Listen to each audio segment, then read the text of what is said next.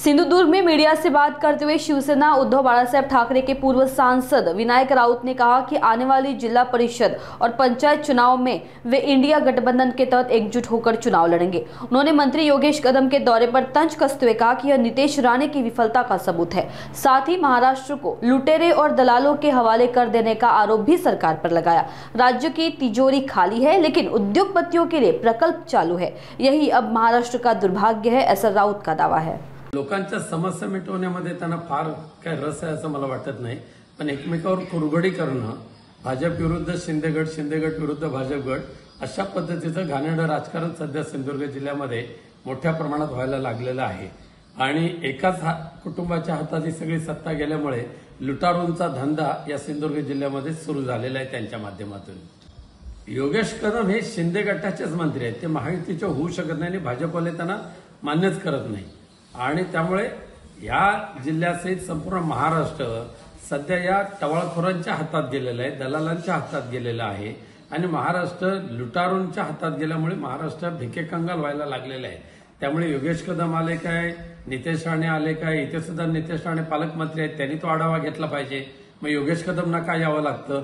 मग नितेश राणे सक्षम कार्यक्षम नाहीत असा त्याचा अर्थ होतो। नितेश राणेंचं फेल्युअरनेस त्यामुळे योगेश कदमांच्या दौऱ्याने सिद्ध झालेलं आहे।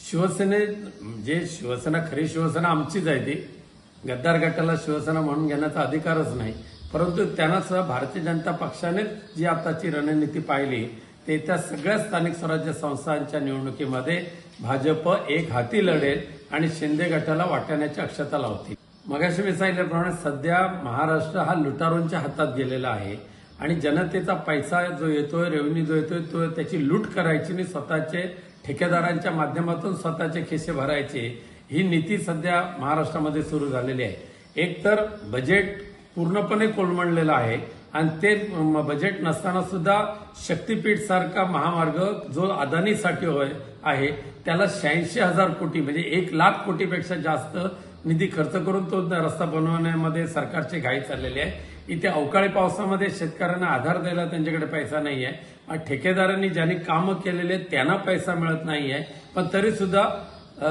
म्हणजे ऋण काढा पण सण साजरे करा अशा पद्धतीचे हा दुटप्पीपणा ह्या महाराष्ट्रामध्ये सध्या चालू झालेला आहे। येणाऱ्या जिल्हा परिषद, पंचायत समिती, नगरपालिकेच्या निवडणुकीमध्ये शिवसेना उद्धव बाळासाहेब ठाकरे आणि इंडिया आघाडीचे जे घटक पक्ष आहेत आणि मनसे एकत्रित येऊन आम्ही लढू आणि चांगल्या पद्धतीने यश संपादन करू। ती जबाबदारी योगेश कदम तुमची आहे, म्हणून तर दुर्दैवाने तुमच्यासारखा कमकुवत राज्यमंत्री, गृह राज्यमंत्री ह्या महाराष्ट्राला मिळालेला आहे। ही जबाबदारी तुमची, सट्टा थांबवणं, जुगार थांबवणं ही जबाबदारी संजय राऊतांची नाहीये, ही सरकारची आहे। आणि मग एवढा देशामध्ये एवढा उद्रेक असताना सुद्धा पाकिस्तान बरोबर क्रिकेट खेळण्याची हौस जी होती ती कशासाठी हौस भागवून घेतली त्याचा खुलासा करा योगेश कदम।